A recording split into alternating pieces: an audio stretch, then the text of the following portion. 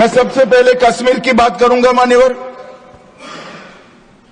कश्मीर में हम सब जानते थे कि पड़ोसी देश से आए दिन आतंकवादी घुसते थे, यहां बम धमाके करते थे, हत्याएं करते थे। एक भी त्योहार ऐसा नहीं होता था जो चिंता के बगैर जाता था। और केंद्र सरकारों का रवैया लचीला होता था, चुप्पी साध जाते थे, बोलने में डर लगता था, कोई दुविधा भी थी, शायद वोट बैंक का भी डर था। नरेंद्र मोदी जी के आने के बाद आतंकवाद के खिलाफ जीरो टॉलरेंस की नीति प्रधानमंत्री की बनी।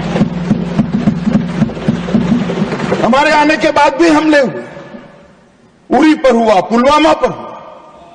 पहले हमले होते थे, कुछ नहीं होता था, कोई कुछ नहीं बोलता था, जवाब नहीं दिए जाते थे और लोग भूल जाते थे।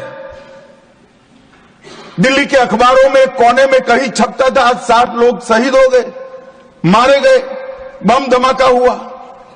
मगर कोई संवेदना तक समाप्त हो जाए, वहां तक चीजें लिंगरिंग रहती गई, लिंगरिंग रहती गई, लिंगरिंग रहती। मोदी जी के आने के बाद उरी और पुलवामा में हमला हुआ।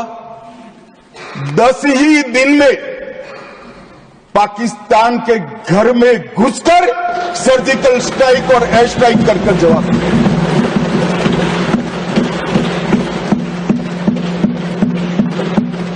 पूरे दुनिया में 2 ही देश ऐसे थे जो अपनी सीमा और सेना की सुरक्षा के लिए हमेशा सम्मान के साथ तत्पर रहते थे, इजराइल और अमेरिका। वो 2 देशों की सूची में मेरे महान भारत का नाम जोड़ने का काम नरेंद्र मोदी,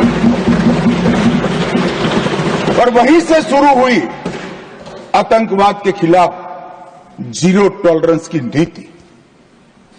मान्यवर, हम सब जानते हैं धारा 370 कश्मीर के अलगाववाद का मूल था।